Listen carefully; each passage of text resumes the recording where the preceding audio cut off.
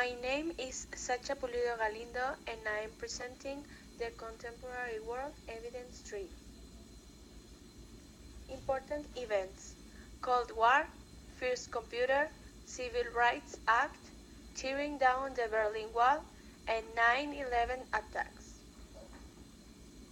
Definitions: Globalization. Globalization is a process of interaction and integration among the people, companies, and governments of different nations, a process driven by international trade and investments and aided information technology. Terrorism.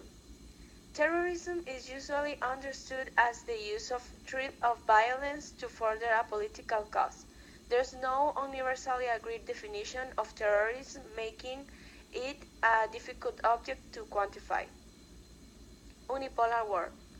It describes the power balance in the world politics and is the result of various complexly organized hierarchical systems.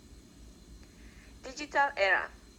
Digital era is a historic period in the 21st century characterized by the rapid shift from traditional industry that the Industrial Revolution brought through industrialization to an economy based on information technology. Relations. I relate the Cold War with the unipolar world, the first computer as the digital era, Civil Rights Act as globalization, and 9/11 attacks as terrorism. Questions.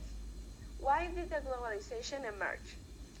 The globalizations began in the 19th century when a sudden drop in transport costs allowed the prices of commodities in Europe and Asia to converge.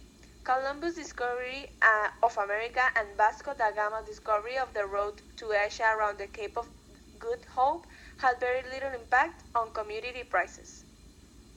In most cases, what caused the terrorist attacks of 20th century? Modern terrorism largely came into being after the Second World War with the rise of the nationalism movements in the world empires of the European powers.